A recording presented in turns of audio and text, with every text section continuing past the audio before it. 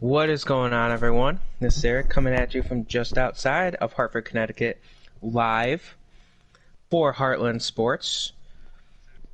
Perfect. And today we are joined with a special guest. Guest, would you like to introduce yourself? Yes, I would. As we know, I am one of the other channel personnel here, Patrick. So yeah, glad to be with you, Eric. As you know, here we are. We have this little simulation game going on. We have seen the Florida crappy Panthers and the Hartford Whalers. So hopefully we can get a W from this. But I'll turn it back to you for what the topic of the video is today. Thank you for that. Interesting guy in goal for the Whalers. I see it's Anton Forsberg. But what we're going to be doing today is we're going to be discussing the guy who we think is most likely going to be a Hall of Famer for each and every NHL team.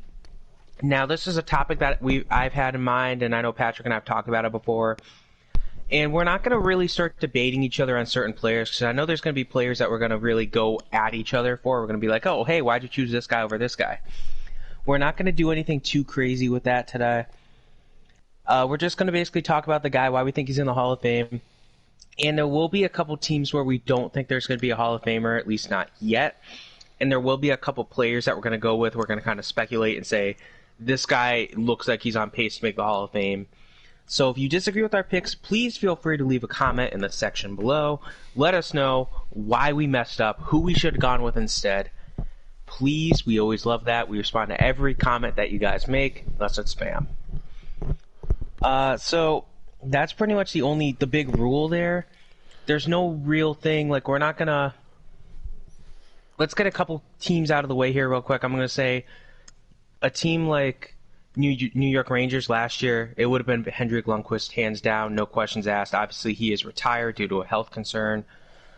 So that's a big one. Of course, Minnesota probably would have been Mikko Koivu at this point last year. Again, he went to Columbus, then he retired abruptly less than a couple days ago at this point. So it just goes to show you there are some teams that we had some tough choices to go with, whereas a year ago at this point, it would have been easier choices. So without further ado, we're going to go division by division here, just to make it a little bit easier. And we're going to start off with, I would say, the Central Division. And what we're going to do is we're going to go back and forth. So I'll go with one team, and Patrick will counter with his pick from that team. We can have the same player, so we could both be going with the same guy from the same team, which makes sense. You'll see there will be a few teams like that, but we tried to kind of separate it a little bit. There are some teams where I know I went with a secondary guy, or he went with a secondary guy, so we didn't just keep talking about the same guys over and over. Those are the ground rules. So like I said, let's jump into this. And we're going to start off with the Carolina Hurricanes, I believe. Yep. Mm-hmm. So Carolina is one of those weird teams where they're a very young team. And a lot of young players, obviously, young players don't necessarily mean Hall of Famers. So as much as I like certain players, it doesn't mean that they're going to be a Hall of Fame player. And for this team, I went with a longtime member of the Carolina Hurricanes, Jordan Staal. Jordan Staal has been with the team for a long time. Obviously, he did start off with Pittsburgh earlier in his career, so he wasn't a part of their cup run, but he's missed out on both teams' cups, I'm pretty sure. He might have... No, I think he was on Pittsburgh. Yeah, he was on Pittsburgh for a cup. But he's been the longtime captain of this team. He's been in Carolina for a long time. He's been a very good captain as well. I haven't really heard any complaints about him as a captain. Obviously, he took over Justin Williams' spot as captain when Williams retired, or left the team, I should say, after 2019, before he came back for a brief stint in 2020. But Williams has some good counting stats as well. It's not like he's just a guy who's a good captain. And again, someone like Aho, I do like Aho, but he's not a Hall of Famer yet. Curious to see who you pick, Patrick.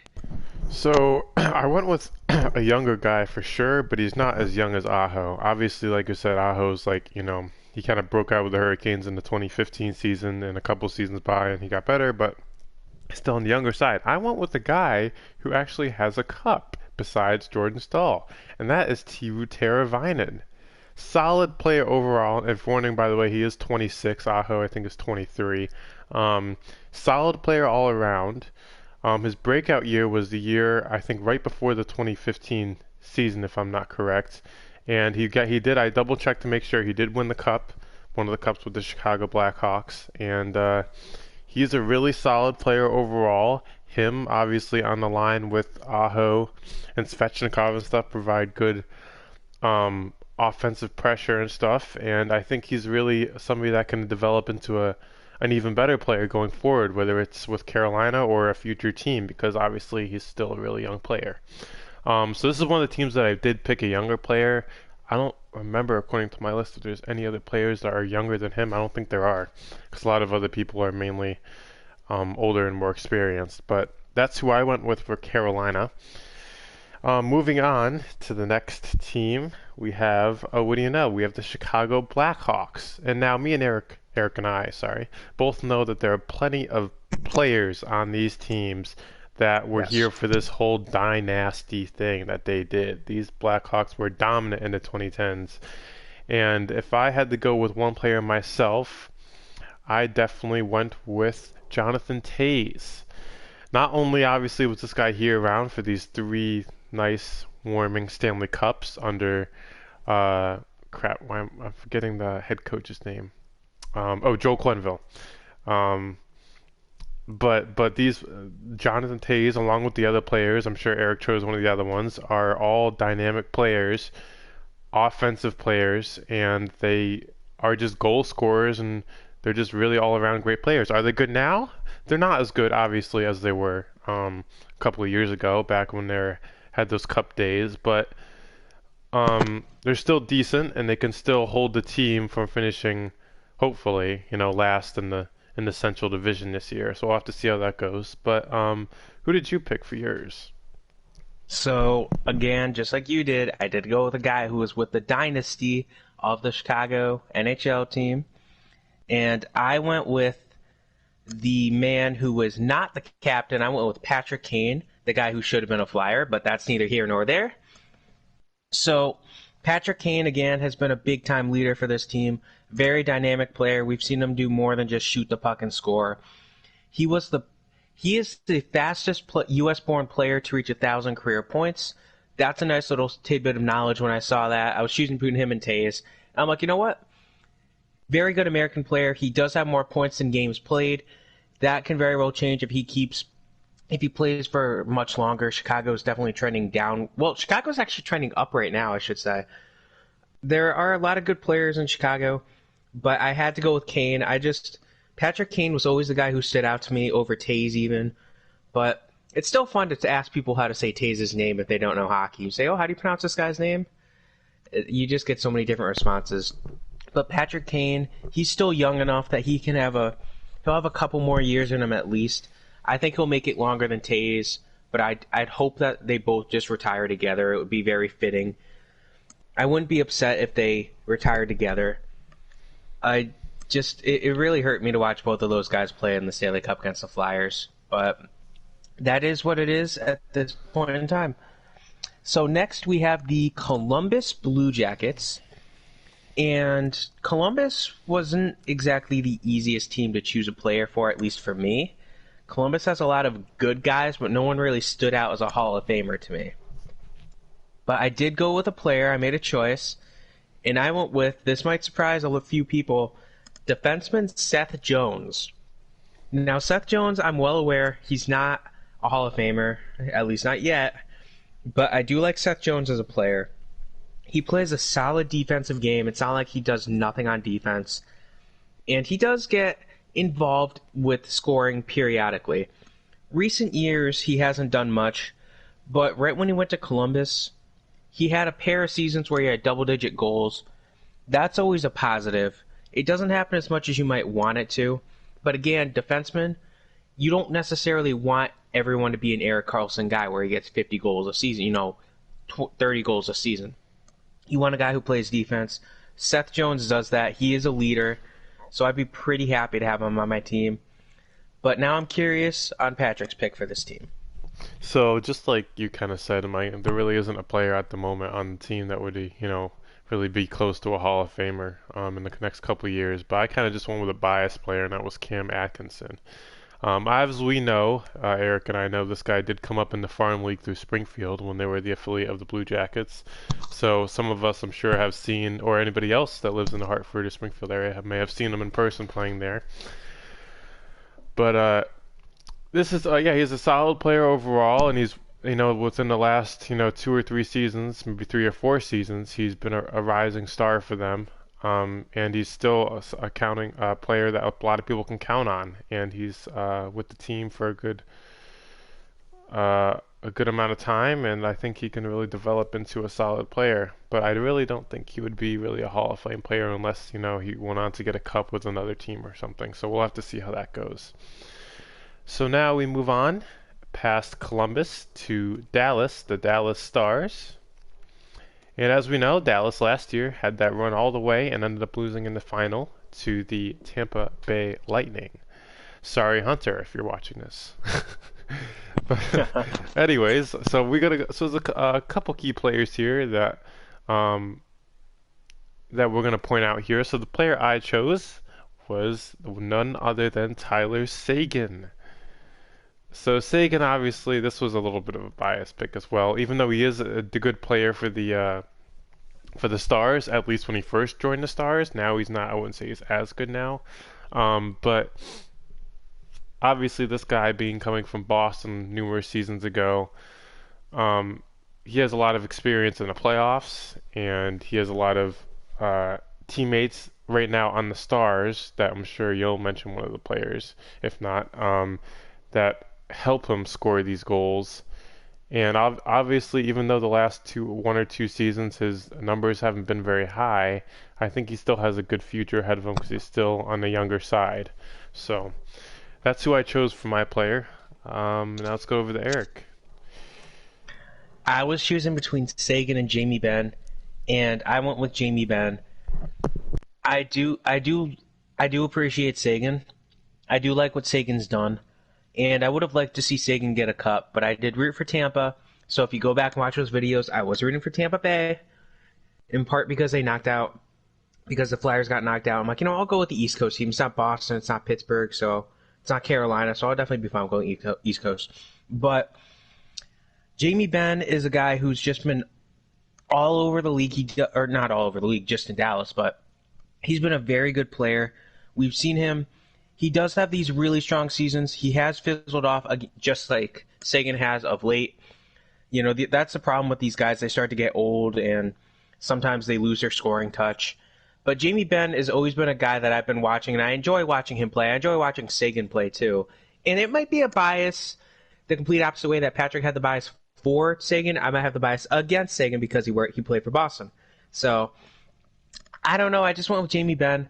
I do like Jamie Benn. He has had some good playoffs in the past. Obviously, last year he had pretty good postseason. He played his career high 27 games. He had 8 goals, 11 assists. He did better when he was younger in the playoffs, but not in Dallas. He did it in the minors, so it's not exactly amazing when it's a minor league team. Now, the next team that we're going to discuss is the Detroit Red Wings. And Detroit is another odd team. Very young team with a lot of old salaries. The problem is the salaries that Detroit has are of guys that were good, not great, that they overpaid. Case in point, Franz Nielsen. If this was a couple years ago, there would have been a good amount of players in Detroit that I could have gone with. But Detroit's going to get a no Hall of Famer from me, as the team has some good young players like Dylan Larkin, but there's just not. I don't think Larkin's a Hall of Famer. He hasn't looked good in these past couple years. So a couple years ago, I would have gone with Larkin because he looks so good. Not anymore. Maybe in a couple years from now, we'll go with Larkin, but right now, no. And these old salaries are just killing them. So Detroit gets no one. Curious to see if Patrick chose anyone for Detroit. Unfortunately, when there's a dead Wings, there's no life there to choose from. So I basically didn't have a pick either. Just like exactly like you said, because I think of the Red Wings and I think of the better times in the early 2000s when they had good player. We're talking like Henrik Zetterberg. We're talking obviously people Frans Nielsen, Pavel Datsyuk, Nick Lidstrom, all these crazy players that were really good that got him in these cup finals and got him that one cup in the 2000s. But yeah, they're really nowadays it's like there's a lot of young players, players like Larkin, Tyler Bertuzzi, and that have a lot of potential, but they're just really young and they need more time. Larkin obviously has been ups and downs. A couple years ago, he was looking really good. He had a nice upward spike in his progression as a player. And the last 2 or 3 seasons, it's just getting lower and lower every year. And that's going to happen because he's got to get used to all these new teammates after all the veterans have gone out. So maybe like I'd say give him another 4 or 5 seasons, and it's either going to be a go again, or it's going to be it, or it's going to be washed out, and it's going to be it. But the other players like Bertuzzi, and I can't remember the other players at the moment, but that shows how bad the team is. But give it a couple seasons, and I'm sure the team will get better for sure. And even with the fan base, obviously not playing at the Joe anymore, they're in this Little Caesar Arena and stuff. This difficult location, not exactly right in downtown now. And the fans as well need to transition themselves into a newer generation of Red Wings hockey, which still has potential. So I'm gonna leave that there. But like I said, I didn't have any pick for a Hall of Famer for the Detroit Red Wings, and let's go on to another iffy team here, folks. We got the Florida Panthers. Now, I did have a pick in this one. Now he hasn't been on the team very long at all, to be honest. But because all the other players are kind of along the same idea of the Red Wings, where they're really young and they're coming up from the farm team, or they're just like not very good in general.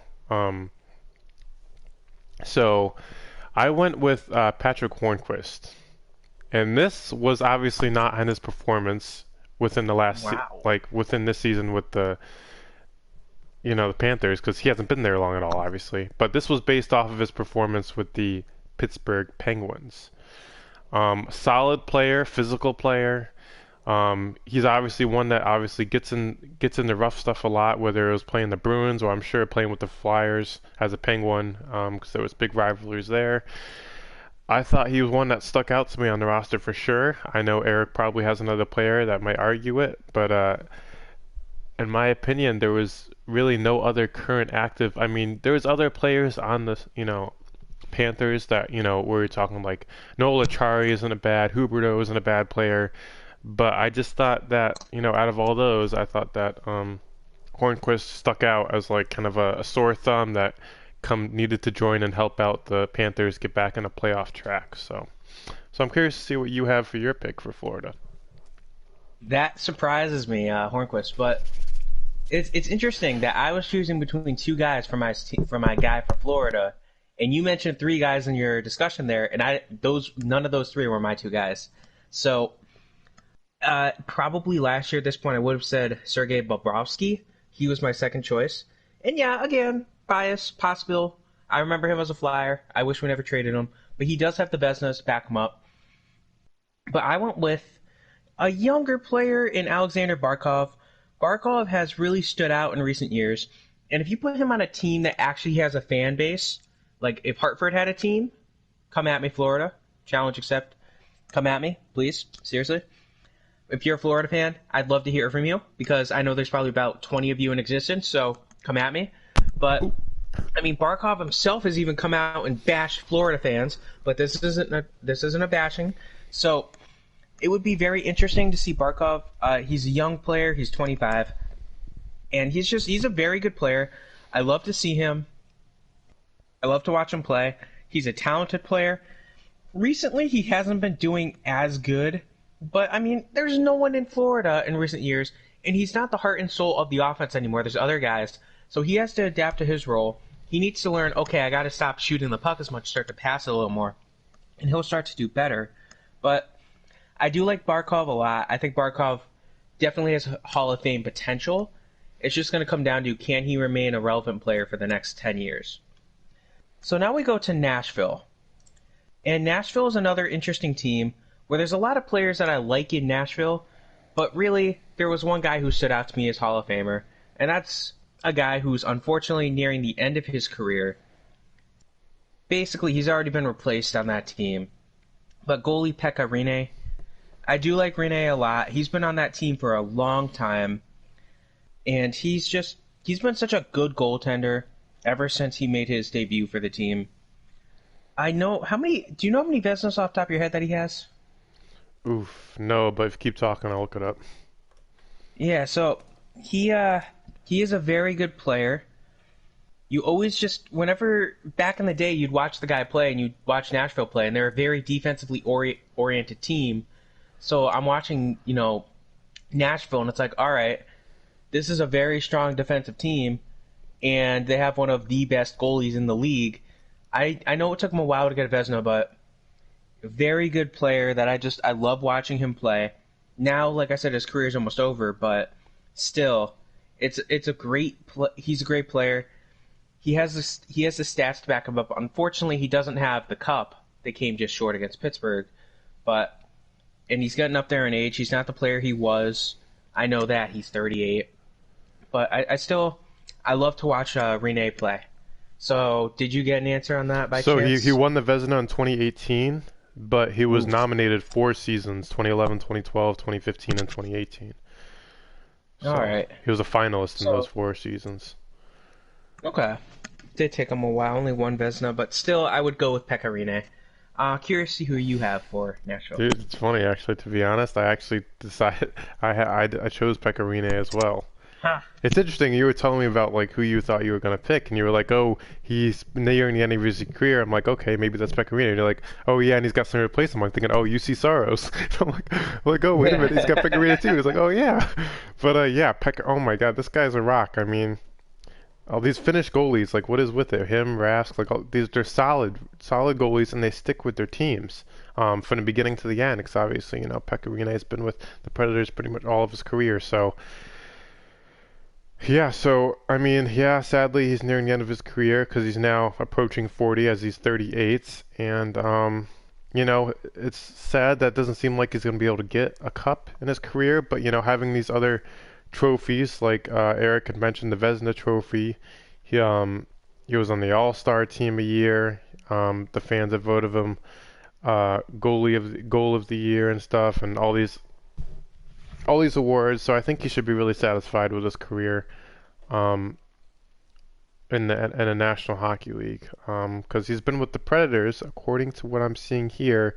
He's been playing with them in the NHL since like the '07 season, and before that he was on and off with the minor leagues 2 years prior to that. So yeah, long, nice career for him, and that's definitely who I would say would be the Hall of Famer on that team.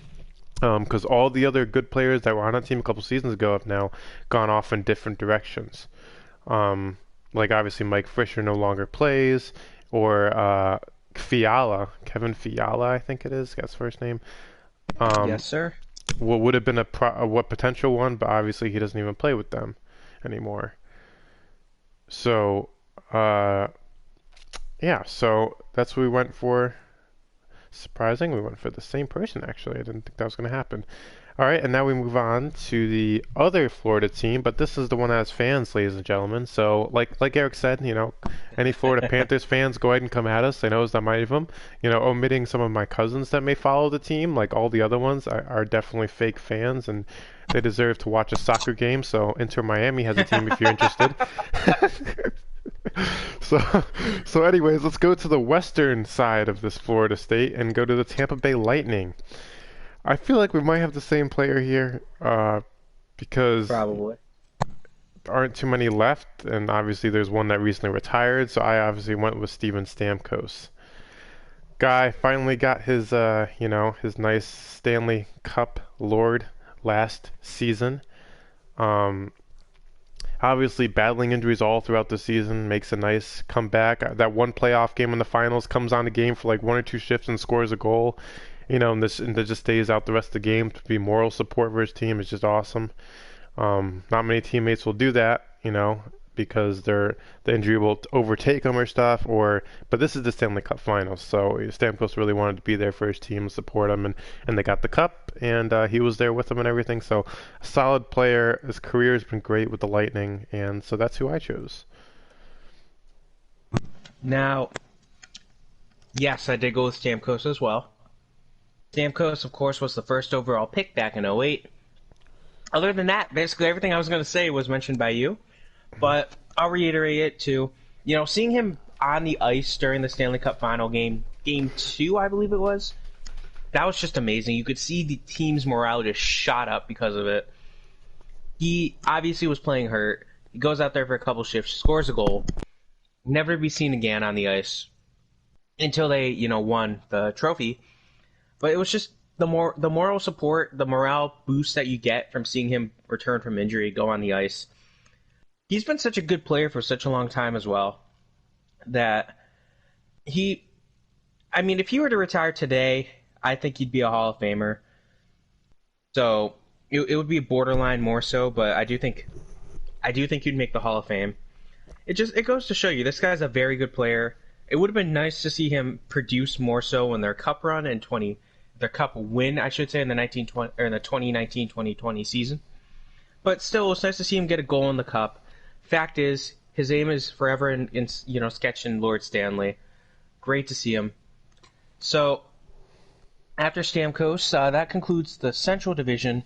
So let's go with the East, where we're going to start off with the Boston Bruins. And for the Bruins, this team is kind of a tougher one because there's a lot of talent on the team. But I went with the guy who's probably the most likely Hall of Famer at this point in time. Of course, Patrice Bergeron. Patrice Bergeron, he can score, but more importantly, he's one of, if not the best, defensive-minded offensive player, defensive center. Obviously, he's won the Selke 4 times, I want to say, which has hurt the career trajectory of one of my other guys, who I will talk about later. But he is a very good defensive-minded player. He's the captain, correct, for Boston? Yes, he is currently this year. Yeah. Yep. He's been the captain for this year. Yep. And it's been a long overdue promotion at this point, but Zdeno Chara obviously was going to be the captain because it's Chara. But he's been on that team since the 03-04 season, so he's been around for such a long time. He produces points. He's not the best scorer in the world. I know that. He knows his place, though. He knows his place as a defensive-minded player who can still shoot the puck when he has to. I don't like going up against Bergeron at all as an opposing fan, but Patrice Bergeron, Hall of Fame, match made in heaven. Curious to see who you have. Oh, I had to go with, that lineman of his that's just as good and gets under everybody's skin. That's Brad Marchand. Obviously, this guy's got crazy stick handling skills. This guy, let me just double check this. Yeah, he's only 5'9", and, he looks like he's 5'2", probably on the ice, just skating around those big players. But, he has his ways with his, his stick handling and stuff, and he has really good wrist shots. And, like I said, Stanley Cup champion, just like Patrice Bergeron. And he's an all-star player as well. Numerous awards outside the NHL, but in the NHL, of course, he's been a powerful player. Got many point streaks and career goal streaks in the past few seasons here, and he's really not showing any signs of slowing down. You know what else Marchand's good at doing? What? Handling a broom. Handling broom. We'll get that video to you folks. We'll get that video to you folks later on Twitter, probably sometime. We can find that little mad Marchand with the broom and the stool and all that. But yeah, but Marchand's been playing since the '08 season, so him, Bergeron, many long years together, and Marchand's still probably at least got 3 or 4 or 5 seasons left, if not more. We'll see, because he's definitely in good shape and showing no signs of slowing down. So that will conclude the Bruins there. Moving on to the next team, we have the Buffalo Sabres. Now, I kind of wanted with a simple player here. Obviously, really no player on the Sabres, I don't think, Is there any player on the Sabres actively that has a cup? I don't. Uh, I'll look that. I'll look at that. I don't think so. But if you find one, let me know. But anyways, so I chose Jack Eichel because not only has this guy been on Buffalo a long time, he's a fan favorite for sure. Um, Pretty sure he's number 9, if I got that correct. And yeah, this guy is just overall a strong, hard player. He's physical when he needs to be. Usually, most of the time, he's not. He's more of a skillful player. And although within the last 2 years, he hasn't been as good, I don't think, as we've seen him in previous years.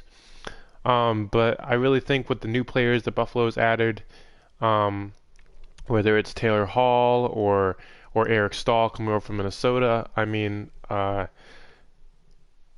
there's definitely a chance that Buffalo can finally get back into these playoffs after these 9 long seasons. And that'll be a big thing for Jack Eichel especially. And yeah, so that's who I chose for Buffalo. Who did you choose?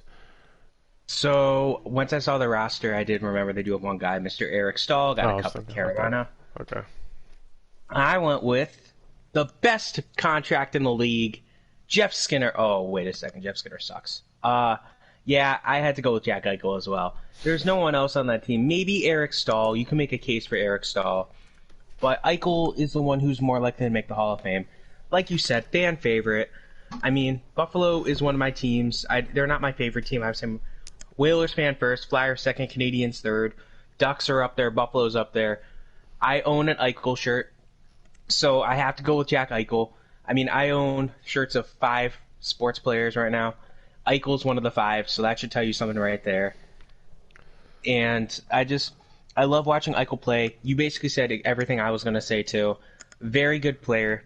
He can be physical when he has to be, but he's not going to go out of his way and just deliver a dirty hit. He's not Tom Wilson. He's not Ryan Reeves. He's not going to do that. He's not Brad Marchand.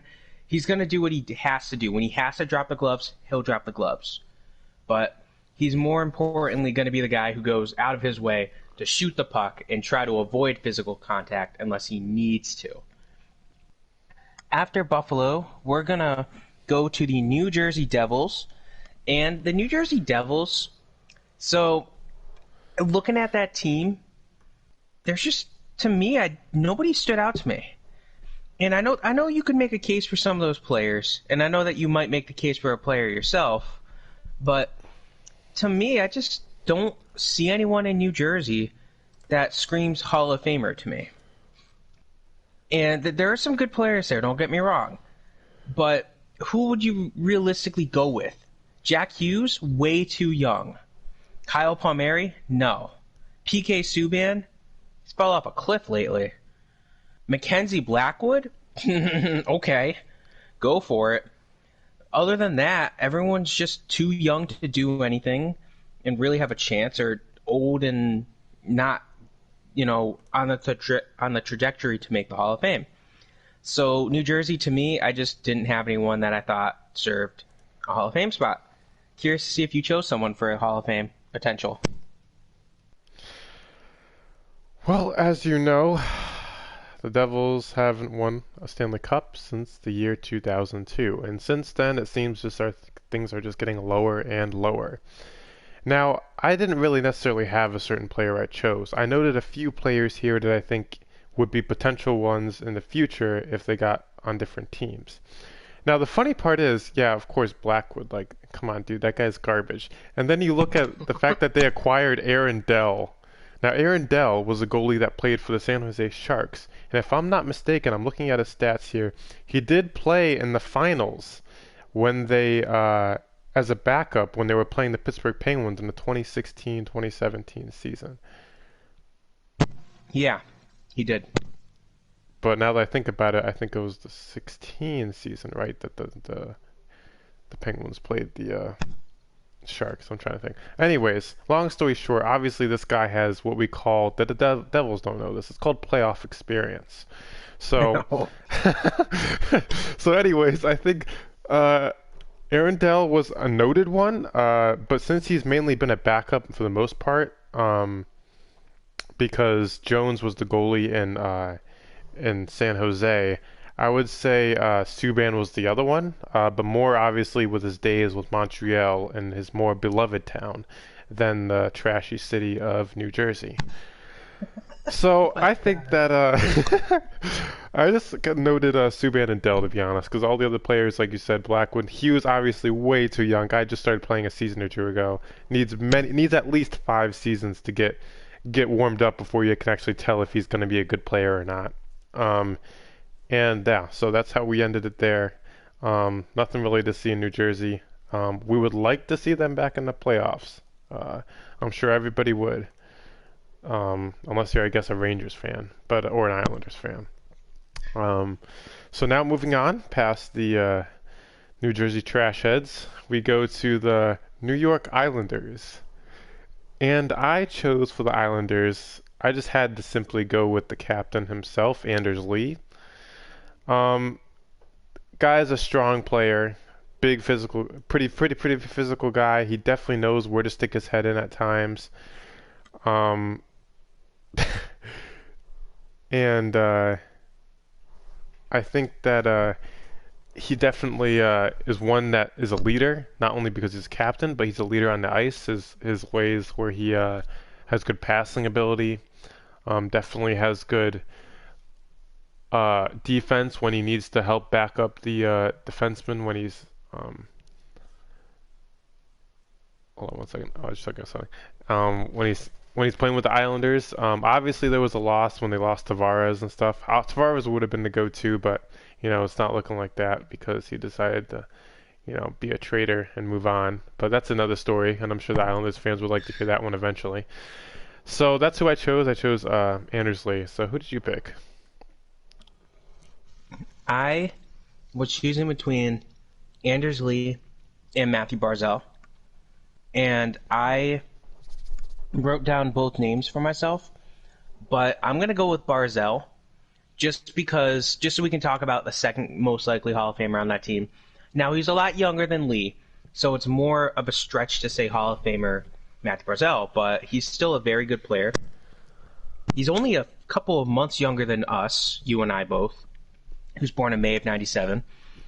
And the fact that this guy's being discussed by me, and of course, I very well could be way out of my league here, but seeing as he's being discussed as a potential Hall of Famer with the trajectories, the way his career is going, I do like Matthew Barzal. He still has a lot to prove. I get that. He had by far his best season of his career with John Tavares there. And that was, of course, technically not his rookie year, but his rookie year in 2017-18, where he had, 85 points in 82 games.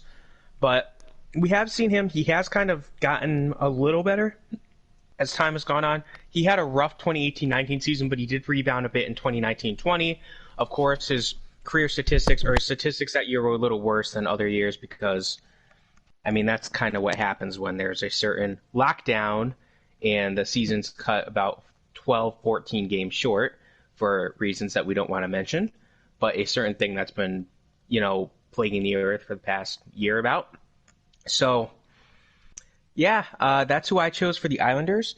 So next we have the New York Rangers. And the Rangers, of course, I mentioned at the beginning of this video, Lundqvist would have been the obvious choice one.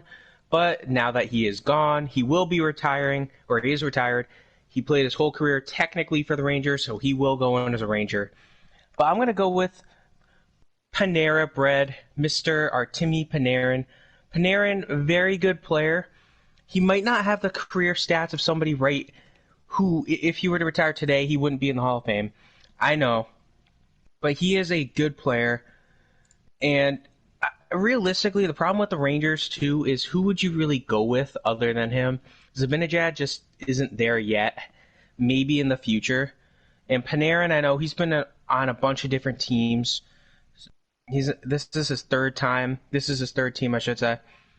And he just signed that big 7-year contract prior to the last season, 2019-20 season. Took a big contract to go to the Rangers. Can't blame him. He hasn't really let them down either. He's looked pretty good. He had a very strong season last year. Very strong season last year for the Rangers. By far the best player on that team. And that team really is a lot of high expectations with no success. Still, I want to see what Panarin can do in the future. But right now, he is definitely look like a Hall of Famer. Curious to see who you chose for the New York Rangers. So basically, just like you said, I mean, I went with the bread man to himself. I mean, just like you said with Zibanejad, there isn't enough there, I say, compared to Panarin to give him like the Hall of Fame ticket kind of thing. A lot of other, obviously the goalies are kind of all fresh because Lundqvist is gone. A lot of defenders are fresh, so like anybody else really wouldn't be considered as good as I would say Panarin. So I went with him as well. So let's keep this rolling. As we have just finished the Rangers, we now go to Eric's favorite team, the Philadelphia Flyers. Now, you know what? Actually, I'll let Eric start this one first because it's his team, and I think I know who he'll choose. So why don't you let this one start? The irony is, I went with two guys because I said whoever you go with, because I knew you were going to go first with the Flyers. I said whoever you go with, I'm going to discuss the other guy. So I'll be the guy to discuss both of them because they both have a legitimate case. So of course, number one is the captain, Claude Giroux. Gotta love Claude Giroux. He's one of the best players in the league, in my opinion. I'm sure that you do agree. Who doesn't have a Stanley Cup to his name? He's been good. I mean, he definitely hasn't been the best player in the league. Recent years, he has been slowing down of late. If you watch the playoffs last year, you saw he really didn't do all that much for the Flyers. But ever since they picked him back in '06, he's been a great player. And he's just, ever since he got the C on his jersey, he's proven that he's a good player. He took over the role pretty much right when the team said, okay, we're going to go through a fire sale and got rid of Carter and Richards. He stepped in, and he's just done so much. I'm a big fan of Claude Giroux.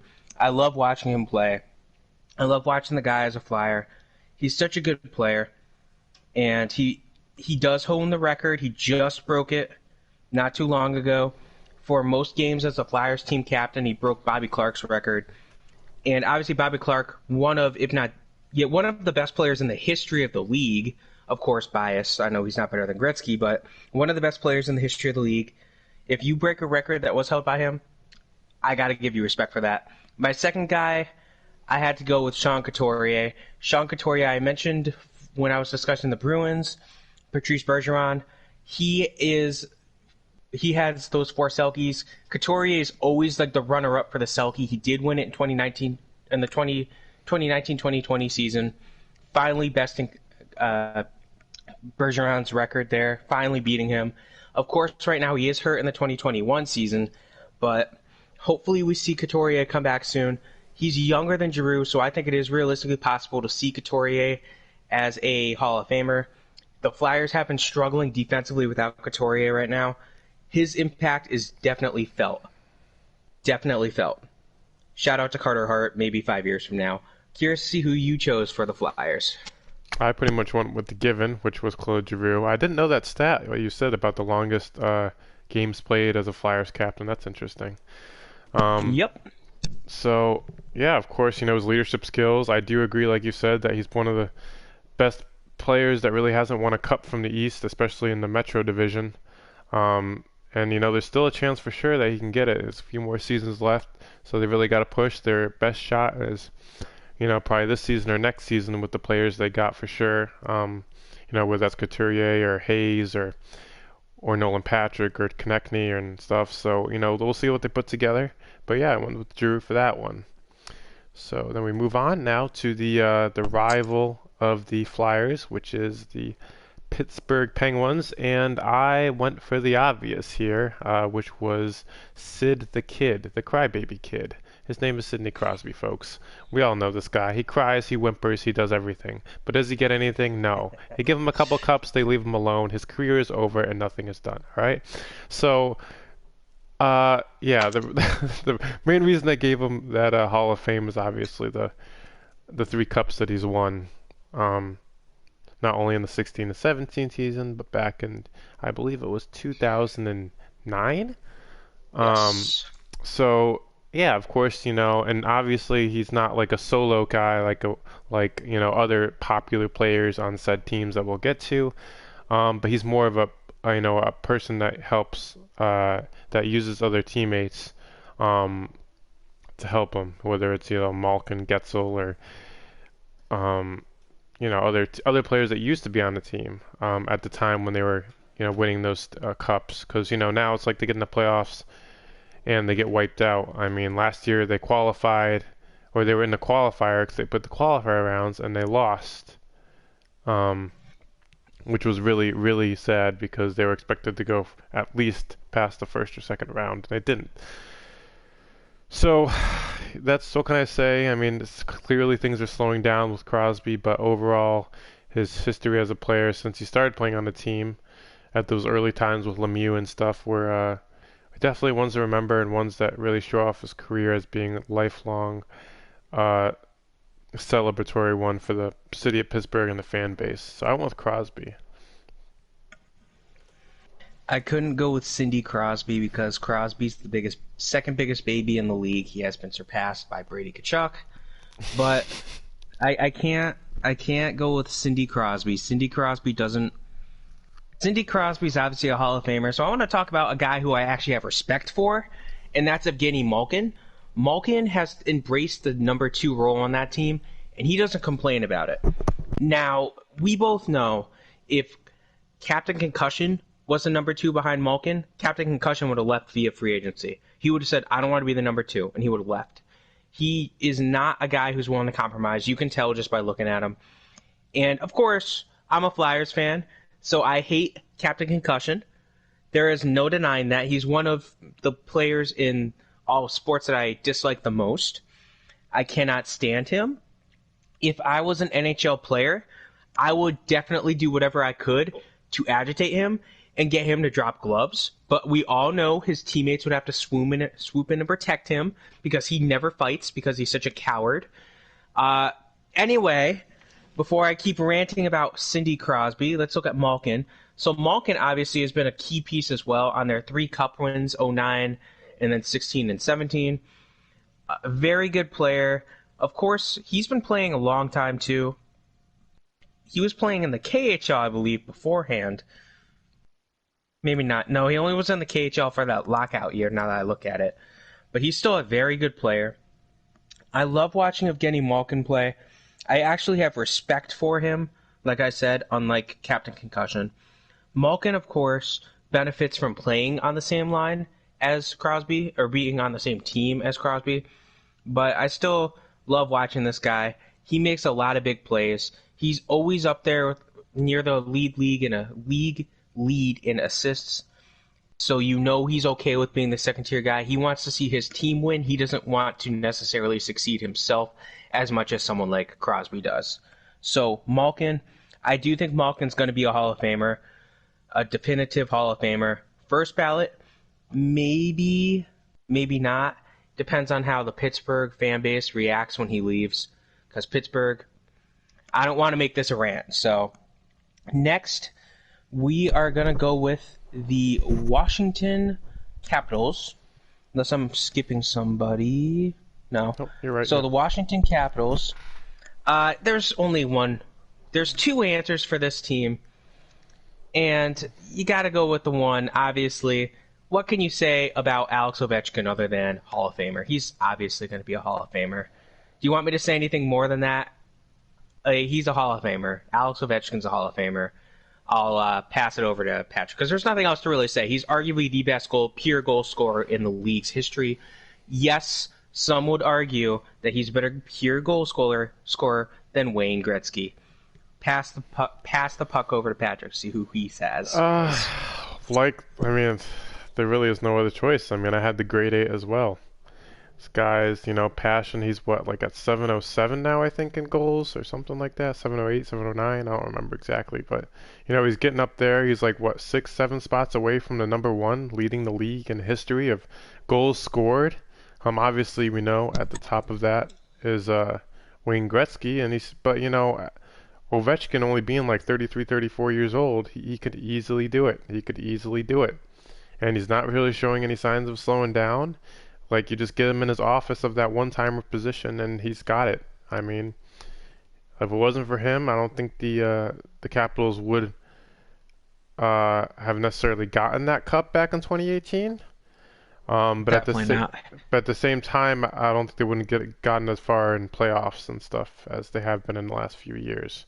Because he just needed, because obviously, back in, if you think about it, back in the late 2000s when it was more Crosby sided than Ovechkin, and now it's like flip flopping because Penguins aren't being good anymore, and Capitals are still stronger, have just gotten stronger and stronger ever since Ovechkin joined the team.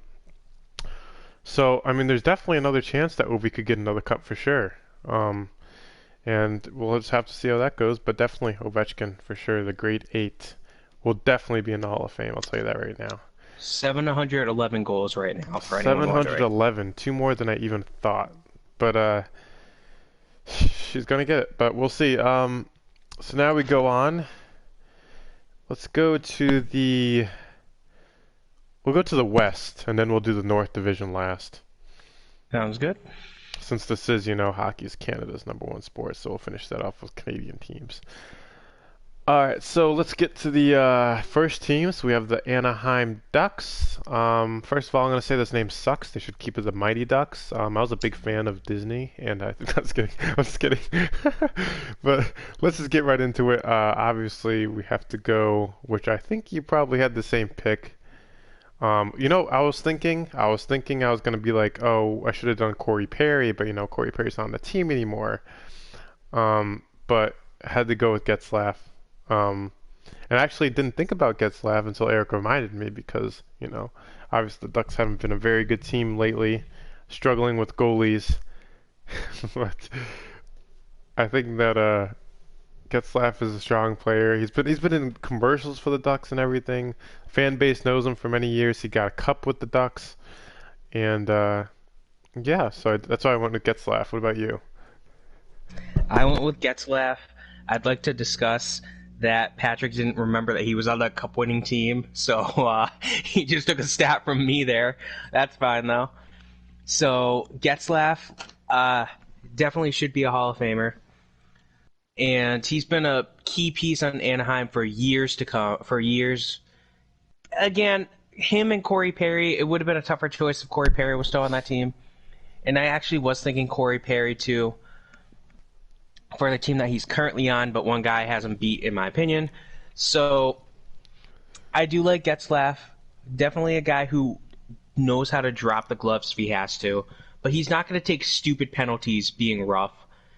Getzlaf's a goal scorer. Getzlaf knows how to pass the puck as well, because you do have those guys that don't pass the puck and do what they want to do. So Getzlaf, definitely to me, is a Hall of Famer. Next, we have the Colorado Avalanche, and there are a few guys on this team that you could make a case for the Hall of Fame. And I'm going to go with one of them who I really think has the best case at this point in time, and that's going to be Nathan MacKinnon, who's still young. He's only 25, but MacKinnon has done so much in his young career at this point. He's just short of 200 goals in just about 550 games played. He'll probably reach 200 goals before 550 games. It'll be close. He's still a good player, though. He's always been a good player. I always like watching him play. He knows how to, if he needs to drop the gloves, he'll drop the gloves. And that's not the biggest thing in the world to me. I don't need a guy who knows how to fight. It's nice, but I don't want to see, hypothetically, Wayne Gretzky fighting every play. No, I don't want that. But McKinnon's been on the team through some bad times and some good times. Obviously, we saw him go through the rough Colorado stages of the mid-2010s. Now the team's starting to compete again. He's looking good. I'd be excited about MacKinnon if I'm a fan of that team.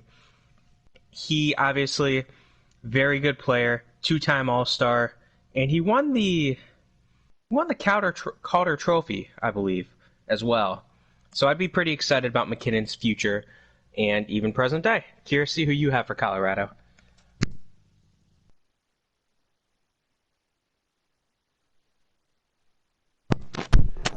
So, I decided that, I was going to go with Nathan MacKinnon, but, I decided, screw that. Let's go with the guy that won 2 cups with the Blackhawks, and that's Brandon Saad. This guy's a dynamite, dude. Guy's only 28 years old, still young, still got that power and skill in him. Winning the cups with the Blackhawks in 2013 and 2015. I mean, absolute guy. He was all rookie team, all-star team, 08-09 season. He still has many years to come of him, and I think he can still be a solid, consistent player. Um, he's definitely one that can get rough sometimes if he has to, but he's a really good player, and I know the Chicago fan base, I'm sure, misses him since he isn't playing with them anymore. But, to you credit Chicago, you got Andrew Shaw back, so you should be good, and he's more of a rough player. So, anyways, I'll leave it at that as we finish off the Colorado Avalanche. And by the way, did we miss the Arizona Coyotes by any chance? Oh yes, we did. That's All right, on so me. don't worry. There were no fans there were no fans to listen to that. Let's just quickly touch the Arizona Coyotes because there sadly is some people that follow this team. So I decided to go with we'll just say this guy's he joined the team within the last 2 seasons. Isn't considered an actual Coyote, native kind of thing. Hasn't been on the team a long time, but he came from a team that got cups, and let's just say we'll call him 3 words, and that's the corn dog man. All right, this guy's playing hockey, he's sitting down with a corn dog, and that's Phil Kessel, the corn dog man. Now, not only have I suggested that this guy should consider that when he retires and to go explore the United States as a corn dog man, but this guy himself has won cups with the Penguins, and he used to play with not only the Toronto Maple Leafs, but originally the Boston Bruins. Now, it does kind of anger me, because this guy sucked when he played with the Bruins. Like, this guy sucked.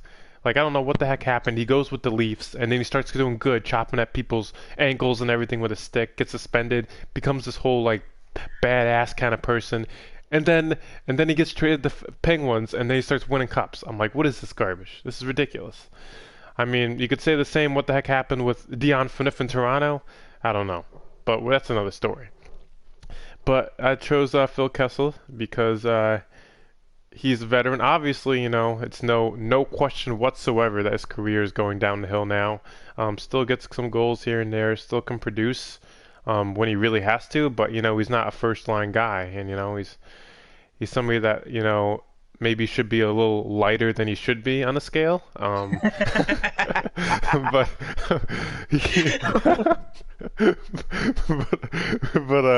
I think hold on. That was good. But I just want to Phil Kessel because he's an overall good player. He has a good history, and I could obviously see him finishing his career in Arizona because of his condition and everything. So, so who did you choose from Arizona? That was a comment. That was definitely a comment I wasn't expecting to hear. That was pretty funny. So I also went with the corn dog man, Phil Kessel himself, because I was choosing between him and Mr. Ekman Larsson. I'm a big fan of Ekman Larsson, but Kessel has done a little bit more. And I looked up his counting stats recently, and I saw something that stood out to me that kind of made me change my mind a little bit, but I do think he just still has the inside track over Ekman Larsson. You know what his career plus minus is? Minus 114. That's a big black eye, in my opinion. That hurts. And he still hasn't been doing that good in 2020, 2021. But he just... The problem is he seems to be joining teams when they're nearing the end of their good runs. Because in Boston, we saw them before they made a good run. Toronto just wasn't that good that year. For those years, for whatever reason. He never had a positive plus-minus in Toronto, which is insane to me. Pittsburgh, he still didn't do that great in Pittsburgh. Now, he got the goals, but he obviously doesn't care that much about defense. So the corn dog man himself, good player, just not the best player. Not as good as I thought he was, is what I should say. Mm-hmm. So next we have the LA Kings, and I'm going to go with a guy who I'm a fan of. I already mentioned him in this video. You can't go wrong with Mr. Jeff Carter. Now, Jeff Carter is a great player who was instrumental for the Kings' mini dynasty that they had there with their 2 cups. Of course, the Flyers would trade him to Columbus, then Columbus would ship him to LA because Columbus said we're not getting enough out of this guy. Jeff Carter's borderline Hall of Famer. I don't know if he is going to be a Hall of Famer in reality, but he's still a very good player. He has actually had, believe it or not, 83 game-winning goals over his career of just over 1,000 games. So I'm pretty excited to see Jeff Carter play. I'd love to see him play in person, but I honestly, I might have when he was in the Phantoms, when he was in the Flyers minor league affiliate. I don't remember. Still, Jeff Carter is definitely on the downward trend in his career. He's up there in age, but I'm still excited to have Jeff Carter as a guy who I think will make the Hall of Fame at some point. And unfortunately, he will be going as a King, not as a Flyer. Curious to see who you have for the LA Kings. Oh, it's no doubt I had the goalie Jonathan Quick. I was thinking of doing Kopitar originally, but I mean, in my opinion, Quick's had a better career than Kopitar. Obviously, they both got cups in 2012 and 2014, but those are mainly because of Jonathan Quick and the outstanding goaltending he had. Now, his goaltending has definitely gone down the pipe, sadly, as he's getting older and stuff. But so there really wasn't much to say here. I just think I definitely would have said Jonathan Quick over Anze Kopitar. I didn't think about Jeff Carter. It's interesting you brought that up. Definitely think, in my opinion, I would say he would be definitely potential Hall of Famer. But it wouldn't be 100% for me. We'll see how things go. But because obviously he as well was a Cup winner, so that finishes the LA Kings off, and we have these a couple more teams remaining. So now we go to the Minnesota Wild, and for the Minnesota, there aren't a lot of players that you can choose from, because a lot of them have come and gone, like Eric Stahl already gone. But I decided to go for Matt Zuccarello.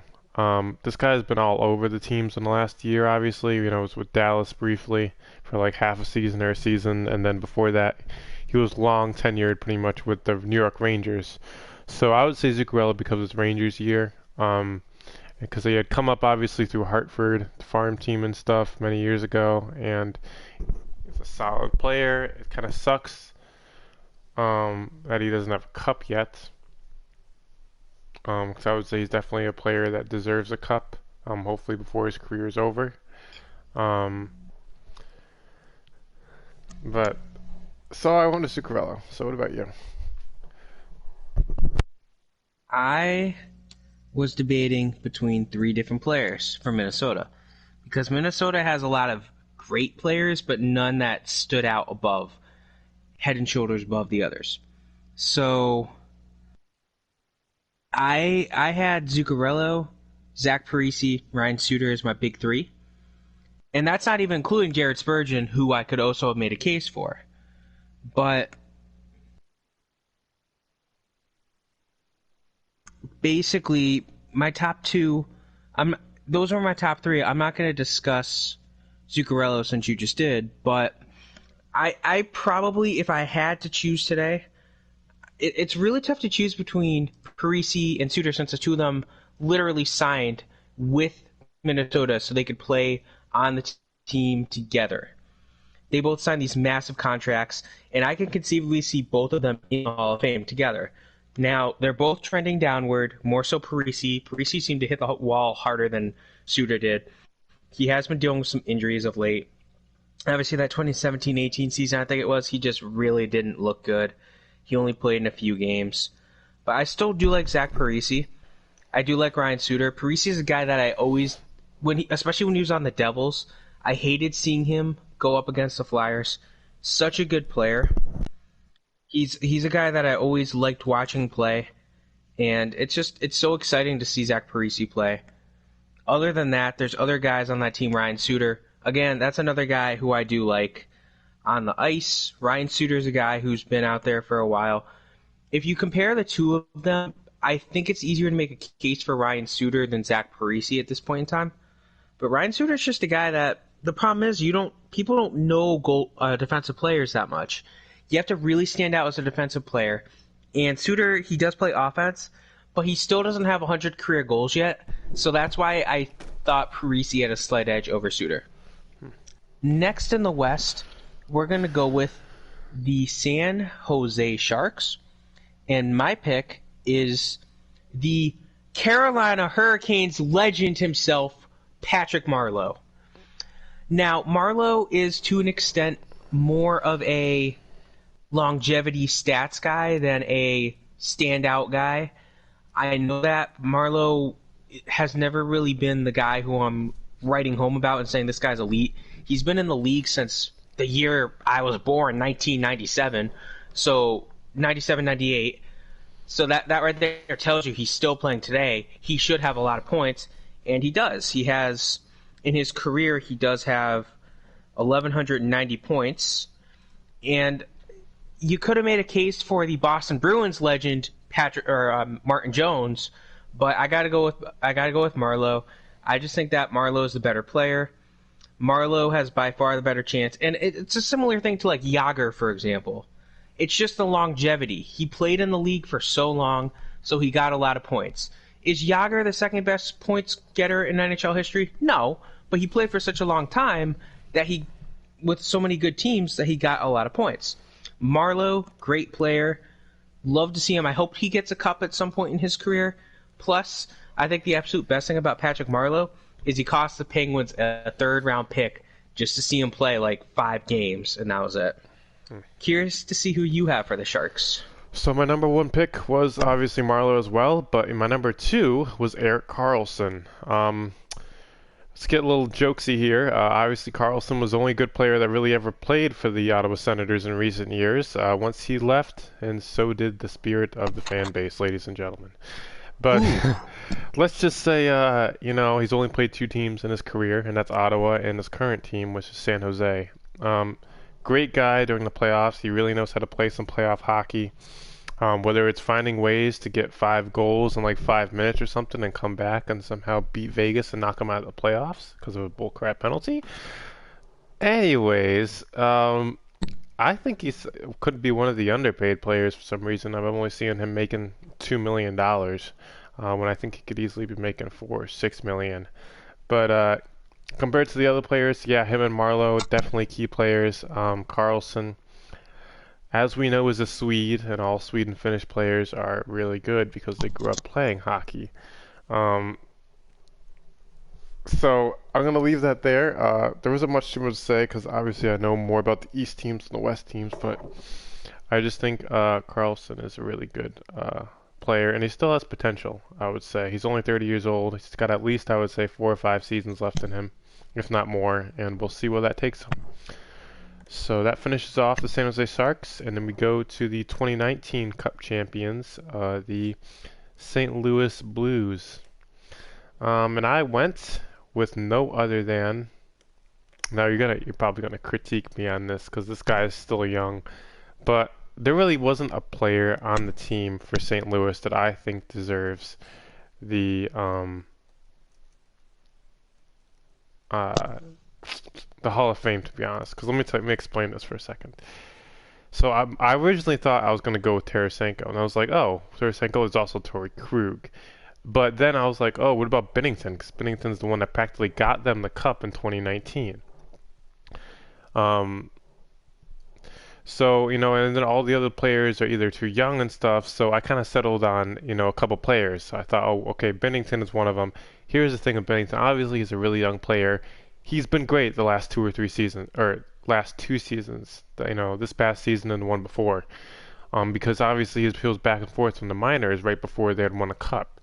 And yes, he's had altercations, Binnington, with in the minor leagues and stuff, and things didn't look too well, and now he's all of a sudden playing well. Now, this doesn't mean just because Binnington is 27, this doesn't mean his career is over yet. He still has potential, which is kind of one of the reasons I chose him as my main player. Because I think if things don't go well with him in the next couple of years in St. Louis, that he'll go to another team for a couple more seasons and do better on another team. But obviously it was huge how this guy was able to get the win the cup for the St. Louis Blues in 2019 when he was practically a backup goalie that year and stuff. And I just think he has really he has a lot of potential still, even though he's 27. So I went with Binnington. So who did you go with? First of all, I would like to point out that Patrick, you did root for the San Jose Sharks against the Vegas Golden Knights, and you were happy when they called that penalty in real life. I would like to point that out here. Anyway, for this team, I went with KHL star and NHL star Vladimir Tarasenko, who obviously hasn't done all that much this past year. He's been dealing with injuries. But Tarasenko is arguably the best player. I'd say he is the best player on the Blues right now. He has more of a career outline at this point than Binnington does for the Hall of Fame. He's a great goal scorer. He's a great playmaker. Tarasenko's a guy I like watching play. He isn't Hall of Fame worthy yet, but he does have that cup. And I think a few more years from now, he'll be a Hall of Famer when he eventually retires. Next, we're going to have the Vegas Golden Knights. And to me, Vegas has one guy that really stands out. And that is Mr. Marc-Andre Fleury. So Marc-Andre Fleury has been one of the better goaltenders in the history of the league. Arguably in the history of the league, I should say. But he is definitely a good player. He's one that I like watching play. And unfortunately, he spent a large chunk of his career by far with the Pittsburgh Penguinss.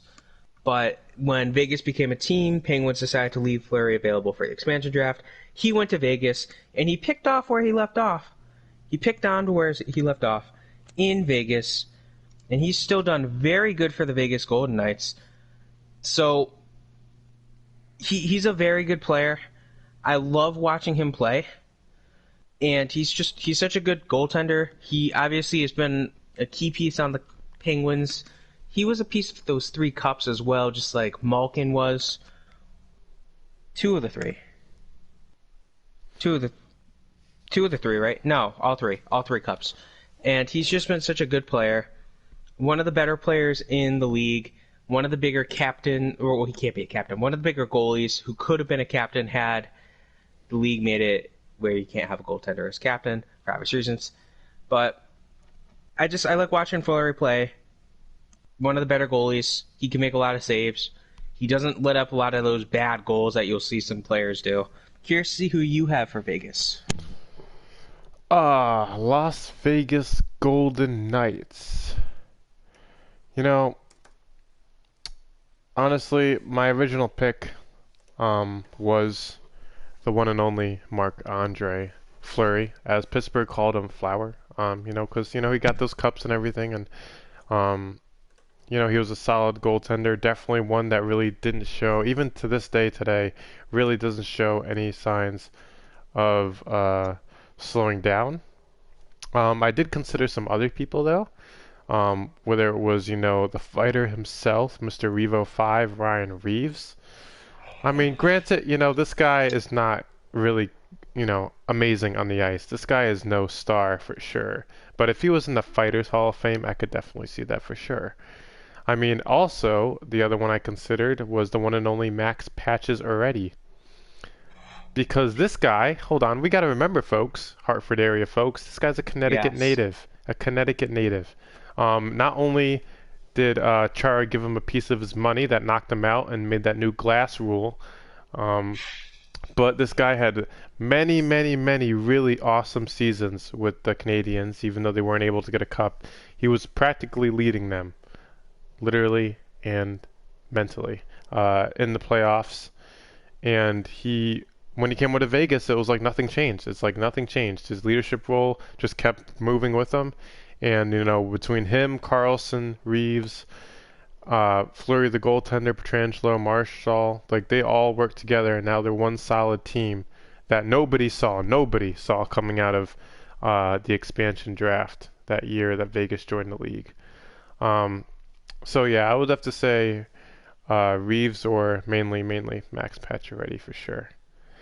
So that finishes off Vegas, and now we go on to the last of the divisions, and that is the Canadian division, which is known as the North Division. And it starts with the Calgary Flames. So I had no choice here. Like, I did not want to choose Matt Tkachuk because I was like, oh, that guy's kind of too young. How can you really choose him? He's been there like, what, 3 seasons or something? So I decided to go with the Johnny Hockey, which is Johnny Gaudreau. Now, there were a couple others I was debating, but I'm not going to bring them up really. But Johnny Hockey, you know, you hear the guys calling him in the games. This guy is amazing. His stick handling, his shooting, his passing. He's always there when he needs to be. He knows where he has to be positioned. And in the playoffs in the years past, he's come up huge for the team.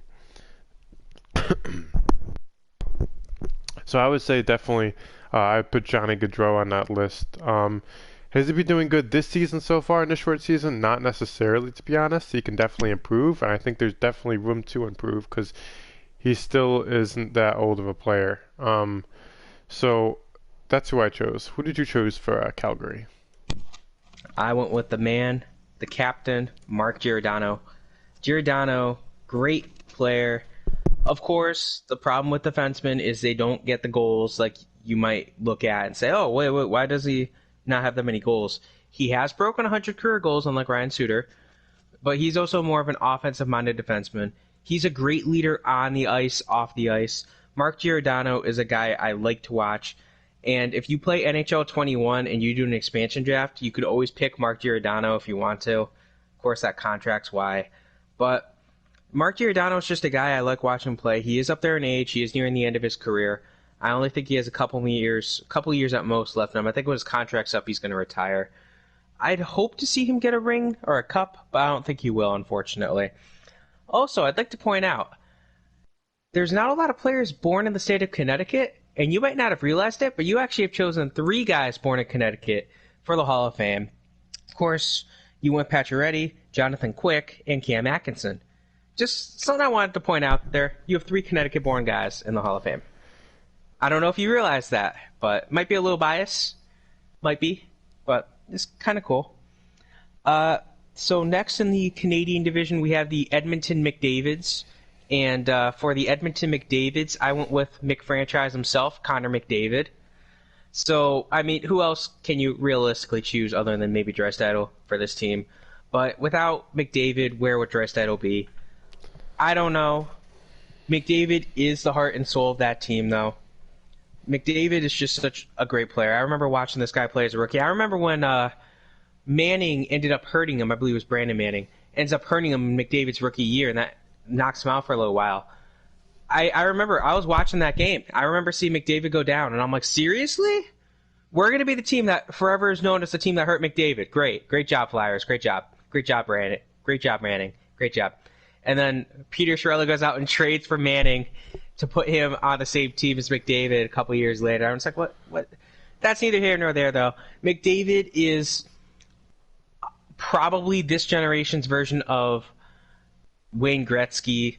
I'd say Ovechkin's heading out soon, but McDavid's obviously from the North America area, Canadian born and raised, so it's always cooler to have a guy from North America as the best player, in my opinion, over a Russian-born player, because we like to have the North American pride. I'd rather see an American win than a European. Slight bias there. That's my opinion. Curious to see who you have for the McDavids.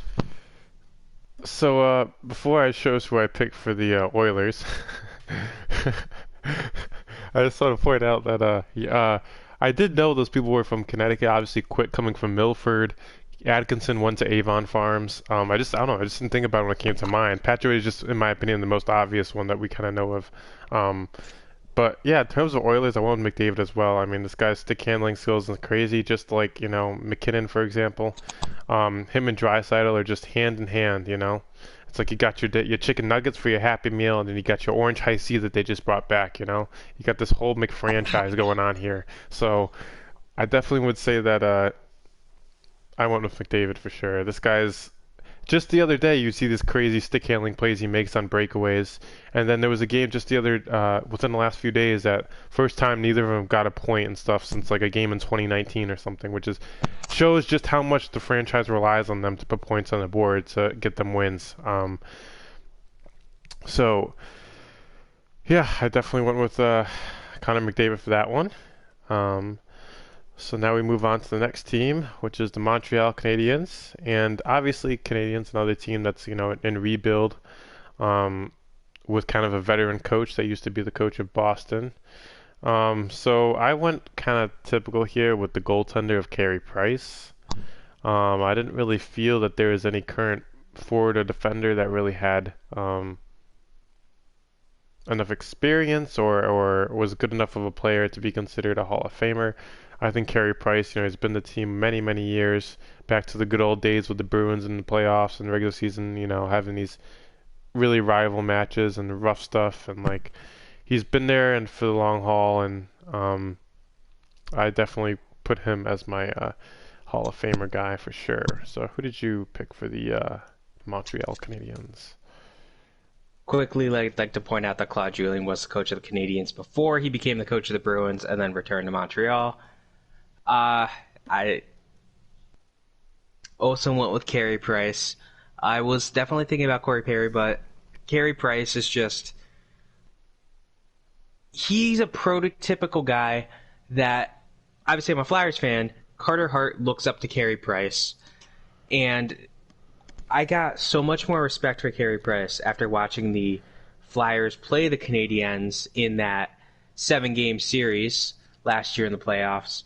I couldn't watch every game. I was listening to every game. I'd watch the highlights after the fact.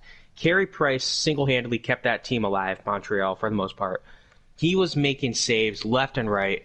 Carey Price, I gained so much respect for him. Carey Price is just a guy, I think, if I could get every single goaltender in the NHL today at the age of 25, I think I would pick Carey Price as my starting goaltender if everyone's assuming they're all the same age, all playing the way they've been playing. I do think I would go with Carey Price. Of all active goaltenders, I like him that much. I'm a big fan of Carey Price. Nothing short of respect for him for all the stuff he's dealt with. I mean, he still put up great numbers when he had guys like PK Subban out there. And we all know Subban doesn't play defense. So it was essentially a one-man defense out there, and Carey Price was still making these amazing plays. After Les Canadiens, we're going to go with the Ottawa Senators. And, I mean, realistically, Ottawa, who can you really choose? There's only one guy who stood out even slightly to me, and that's Matt Murray. But I can't even make a case for Matt Murray. The only positive thing Matt Murray's done at this point is he took Marc-Andre Fleury away from the Penguins because they chose to keep him over Fleury. But there's no Hall of Fame there for Matt Murray. I mean, yeah, he did have a good stretch run in the 17-18 playoffs, but 17-18? 16, 17, whatever the last year Fleury was there. 16, 17, and I think. Yeah. It was 16-17, okay. He did outplay Fleury, so there's that. But I can't make a case, so I'm going with no one for Ottawa. Curious to see if you chose anyone for Ottawa. Honestly, I was the same exact way. I had an X, and then I had a / Matt Murray, just because he's the only one that's had, deep playoff experience. I mean, there was a couple years ago when the Senators did go to the Eastern Final, and ended up losing, but like none of those players are even on the team anymore nowadays. So I mean, you have Matt Murray coming over with experience, but that doesn't do any good that just puts you in a spot of literally saving the team from being killed in net and not being blown out. So yeah, there's really no players there. Everybody's a rookie.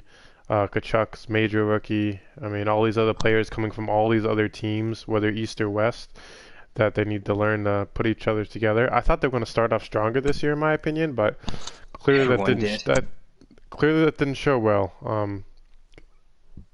And they really got to figure out, people's positions and roles in this team for future years ahead, so the team can develop and not just keep struggling, and then, who knows what the heck could happen then. But so that finishes off the Ottawa Senators. Now we come down to the last three teams here. And the next one we have the Toronto Maple Leafs. So the Toronto Maple Leafs definitely have solid players, but the team itself, in my opinion, still struggles, and it's clearly seen in the playoffs. Um, I went with John Tavares. Uh, yes, mainly because of his years in the Long Island Islanders, but I would say, I mean, as a guy like him that grew up wanting to play for the Toronto Maple Leafs and he ended up getting the chance, I'm pretty sure, that's one of the big reasons why he took it, why he took that offer with Toronto and stuff, and he knew there were good potential players there. Not that there weren't any on the Islanders team, but he just wanted to feel, I guess, more at home and stuff, and so I chose him for that reason. Obviously, he's a strong player. When he was with the Islanders, he was a really solid player. The fans loved him, and now the fans hate him, obviously. But you go through things like that when you're a player like him, when you got to leave a solid team for a new opportunity and a maybe better chance at the cup. But I don't know. We'll see, because the Islanders are doing pretty well now. That's who I chose for the Maple Leafs. Who did you choose? Better chance at a cup, man. They haven't won a cup since 1967. Hey, man. Toronto. It's funny that, originally we were discussing the Islanders. You were, bashing Tavares, and now you're bashing the Islanders fans. I love that. That's perfect. You got to keep the people you're talking about happy. I like it. For Toronto, I went with so this guy belongs in the Hall of Fame, and this could very well turn into an hour-long discussion between the two of us. You know who I'm going with. I'm going with Jumbo Joe Thornton. I don't think Tavares has proven himself yet, and give it a couple years, and I'll be making a case for Austin Matthews. But Austin Matthews isn't there yet, so I went with the beard himself, Thornton. I just love watching Thornton play. The guy has been such a big-name player for years, and I love his time in Boston because everyone hated him when he was in Boston. He apparently wasn't a leader in Boston. I'm fine with that. I love watching Boston struggle, and he wasn't a good captain in Boston. So he learned from his time in Boston, goes to San Jose, and has been one of the best players in the league since going to San Jose. And then obviously for the 2020-2021 season, he left San Jose to join Toronto. Joe Thornton should be a Hall of Famer when he retires. He's been an All-Star a lot of times. He did win the Hart Memorial Trophy that one time. He also won the Art Ross Trophy. So it's very exciting to watch him. I don't know how many times he's been an All-Star, but it's been a lot. Like I said, I love watching Joe Thornton play. Jumbo Joe himself. And shout out, I do think Tavares has a shot. I do think Austin Matthews, the way he's been playing, easy Hall of Famer. So now we're on the final two teams here, and we're going to go with the Vancouver Canucks. And I'm going to go with a guy who has not spent too much time there at all, goaltender Braden Holtby. So this team has a lot of good players, but good does not mean Hall of Fame. Braden Holtby probably isn't going to be a Hall of Famer either. He has a lot to prove. But he's had an okay season in this year, 2021. He hasn't been great, but to be fair, the Canucks haven't been doing that good. He's a good player. He does have the Vezina Trophy. He won it with Washington in the 15-16 season, I want to say it was. I know it was right around that time. And Holtby's a guy that obviously East Coast bias, especially Metropolitan Division bias. I've seen him play a lot more than I have seen other guys play. And it goes to show you that some of these guys are great when you give them the opportunities to play. They really stand out, and Holtby is one of those guys that's really stood out. He's been a bit of an Iron Man when it comes to goaltenders. He's always out there playing. Last year, he did kind of get replaced by Samsonov in net for Washington, but he is kind of slowing down. I don't think he's going to be a Hall of Famer, but I think he's the Canucks' best chance at a Hall of Famer. Curious to see who you have for the Canucks. So it's interesting. The guy that I chose was also a former teammate in Washington with Holtby, and that was Jay Beagle. Solid player. This guy won a cup, obviously, with Holtby and stuff in 2018. So that was huge. Jay Beagle went undrafted, surprisingly. And then picked up, started playing in 2007. And, since then he's just been building up his career.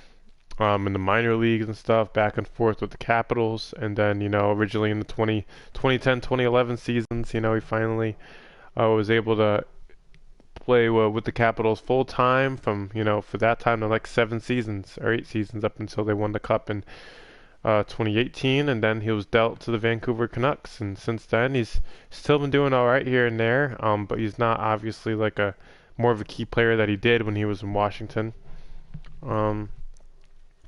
So he's got obviously the Stanley Cup with the with the Capitals. He did win a Calder Cup and a Kelly Cup in both the ECHL and the AHL. So he has definitely a good amount of awards under his belt.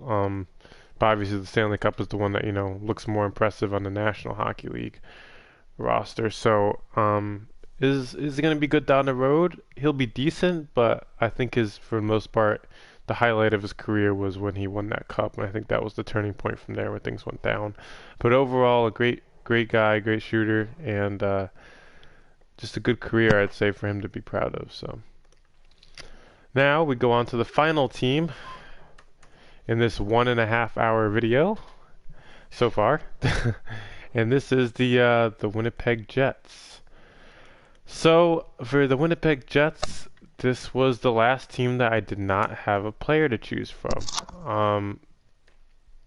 I was going to talk about their goalie, but I decided, kind of put that on hold because maybe that wasn't the best choice. And all the players, have gone all over the place. So I really couldn't settle on one player. The Jets themselves are a strong team. They're beginning to learn now within the past couple seasons in the playoffs and stuff that, they're getting better and better. And eventually I'm sure they'll get a cup in a couple of years, but right now they just still got to work on their regular season hockey and get them line combinations correct so they can get more wins than losses. So I didn't really have a Hall of Famer for this one, and I don't know if you did either. No, I was really looking at their goalie, and I was looking at former Bruin Blake Wheeler, but I started looking more into Wheeler because he was the guy I was more likely to choose.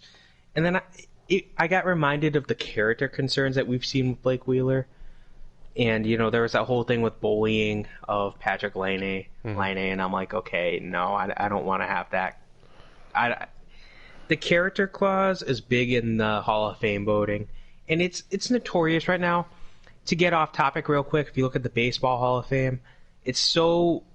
Everyone's looking at the character clause, and they're like, oh, this guy has been doing this for the past couple of years, so we don't want him in the Hall of Fame. Oh, this guy's a bit of a jerk. We don't want him in the Hall of Fame. It's notorious in baseball, and it stands out in hockey too, I'm sure.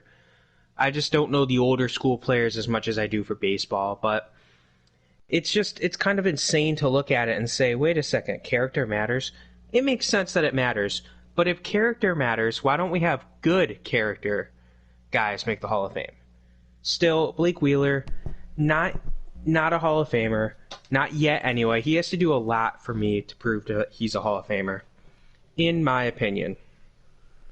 He's still not there. But any other thoughts that you'd like to add to the video? Any other Hall of Famers or anything like that you could see? Of course, not including the young guys like Austin Matthews. Right, not necessarily. It would be nice though if we do maybe a video later on sometime of go team by team and our opinions of Hall of Famers that once played on the team, rather than the current active rosters. But this was good to see definitely. Because this definitely sets up a template for kind of what we're expecting to see out of these players for sure. Right. I mean, we have some guys who are obviously near the end of their careers, like Pekka Rinne, Joe Thornton, of course. These guys are nearing the end of their careers, without a doubt. But other guys that we mentioned are still young. They still have a lot of time left. So it's going to be exciting to see how some of these guys can do in the next few years. maybe look back at the video a little while from now and say, oh, hey, we were way off on this, or hey, we were perfect about that guy. We thought he'd do good, but we didn't think he was going to do that good. Like, to me, do you have a biggest surprise for a guy I chose, out of curiosity? Not necessarily. I mean, through most of the teams, obviously we had a few similarities here and there. Um, Not really, because the guys you said you were thinking about picking and didn't pick were kind of on the same track with me when I was thinking about players. Like I know when you're talking about the Coyotes, for example, you chose Kessel, just like I did, and you said you were thinking about Ekman Larson, but at the same time, he still needs time to develop, which I can agree with, and I can say the same about other players on other teams. Um, but as far as the other teams, obviously, there are teams that are givens like Washington, Pittsburgh that we mentioned. But who knows? Like a couple seasons from now, we'll probably have different opinions on the teams that, aren't doing very well right now. Whether it's the Senators or maybe another better player will come out of the Islanders that is on the roster and we don't really talk about right now. So, in the future, there's definitely a lot of things to look forward to. Yeah, so what about you? Is there any other player you think I picked that you were surprised or anything? The one that really, really stood out to me was Cam Atkinson. I don't know why Atkinson really stood out to me since I was even looking at him myself, but he really stood out to me. But that's not necessarily bad. I could easily see Atkinson as a Hall of Famer. I'd like to see some of these guys too. Like, before we started the video, you and I were talking about some of our guys, and we both mentioned Aho as a guy that he's too young right now. But I think Aho definitely has the potential to be a Hall of Famer. Svechnikov has potential sticking in Carolina. There's just so many young players. Pasternak, obviously, for Boston. Austin Matthews, I already mentioned him, so I don't need to keep mentioning him. But there's just so many good players around the league that I'm excited to watch for years to come. And I want to see if they make the Hall of Fame at some point in the future. But, yeah, it's going to be exciting to see. The future in hockey is pretty bright. But yeah, any other remarks that you'd like to add for this video today?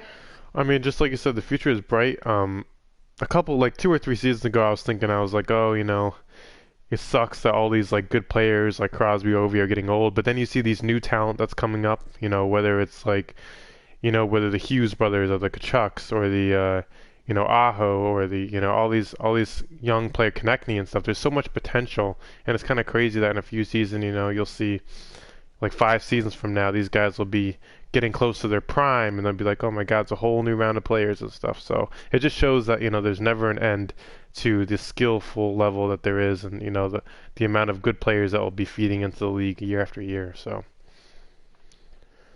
that is true. That is true. But I'd like to thank you for joining us here on the channel here for this video. Yeah, no problem. I appreciate it. This was great. I'm sure we'll make another video soon about some other Hall of Fame talks. Of course, of course. If you guys like this type of video here, we're discussing potential Hall of Famers, feel free to let us know. I will try to do one for the NFL. I know that wouldn't be something that would interest Patrick at all, but NFL, definitely have some takes on that one. And of course, we're talking about potentially doing another video for the NHL of like future stars, or just even something like, every team, the player that's most likely to be inducted for the team. So of course, someone like me, I would have to choose Joe Thornton for the Sharks instead of Toronto right now, which would actually give the Sharks a Hall of Famer, because when he goes in, he'll be going in as a Shark, obviously, unless he plays until he's like 60 and stays in Toronto for all those years. But yeah, other than that, thank you all for joining us here on the channel today. We hope you enjoyed this video, and have a good rest of your day. Thank you for joining us.